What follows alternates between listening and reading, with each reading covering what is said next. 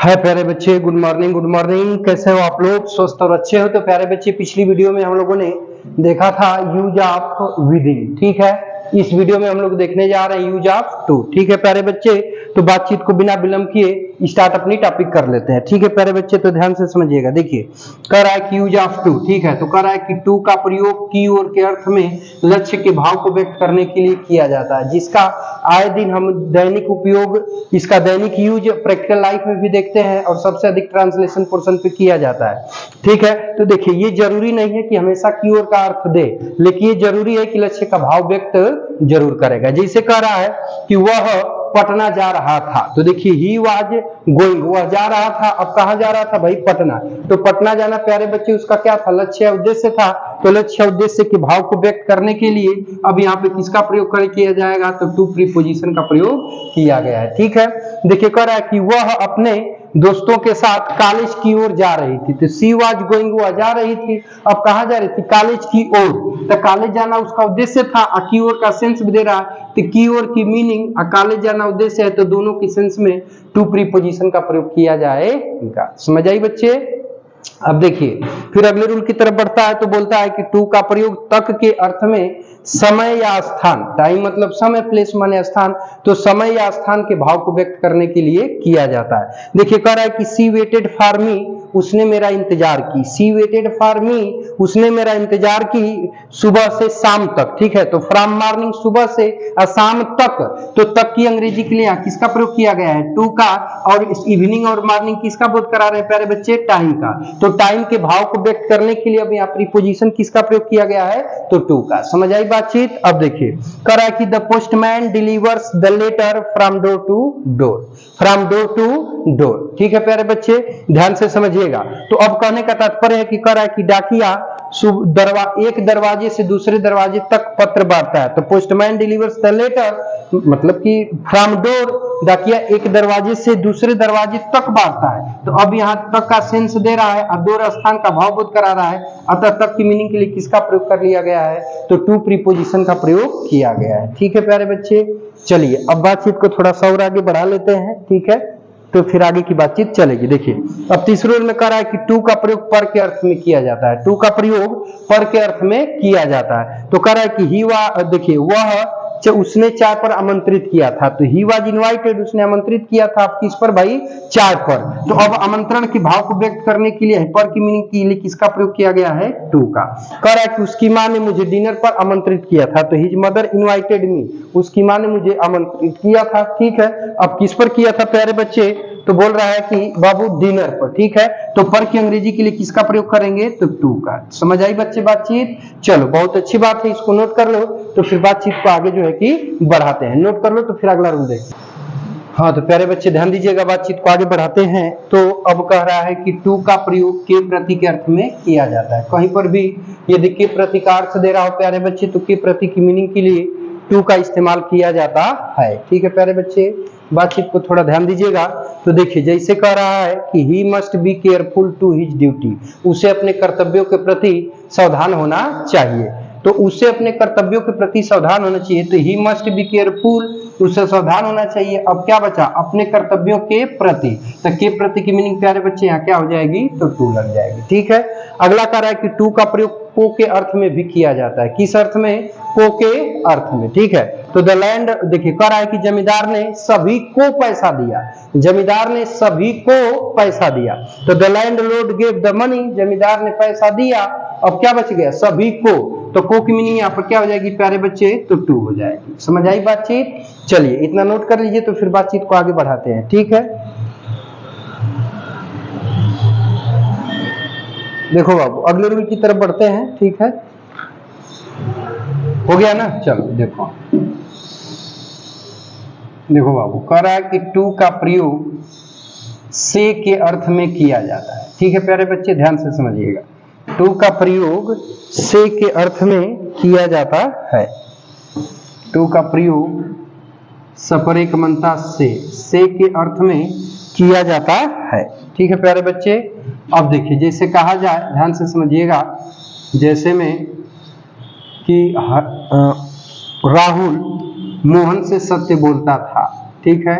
राहुल मोहन से सत्य बोलता था, तो Rahul spoke the truth, Rahul spoke the truth. ठीक है, अब क्या बचा प्यारे बच्चे, मोहन से, तो अब से की अंग्रेजी यहाँ पे क्या लगा लेंगे, टू, अब मोहन की मीनिंग क्या हो जाएगी प्यारे बच्चे, मोहन। तो कहने का तात्पर्य है कि यहाँ से की अंग्रेजी के लिए किसका प्रयोग किया गया प्यारे बच्चे, तो टू प्रीपोजिशन का प्रयोग किया गया है। चलो एक और एग्जाम्पल समझ लो, तो एक और एग्जाम्पल में बात करेंगे तो कहा देखिए, उसने मुझ से कहा, उसने मुझ से कहा। ठीक है प्यारे बच्चे, तो उसने की अंग्रेजी क्या हो जाएगी, ही। ठीक है, टोल्ड माने कहा, अब कह रहा है कि मुझसे, सॉरी से होता है सेकेंड फॉर्म सेड हो जाएगा, उसने मुझसे कहा, तो से की अंग्रेजी क्या लग जाएगी, टू, और मुझ की मीनिंग क्या हो जाएगी, मी। तो अब कहने का तात्पर्य है कि से की अंग्रेजी के लिए यहाँ किसका प्रयोग किया गया है, तो टू का प्रयोग किया गया है। ठीक है प्यारे बच्चे, समझ आई बातचीत, चलो लिख लो, तो बातचीत आगे बढ़ाते हैं। हो गया बाबू, हो गया, चलो अब देखो बाबू, अब बातचीत आगे बढ़ाते हैं। तो कह रहा है कि टू का प्रयोग, ध्यान दीजिएगा,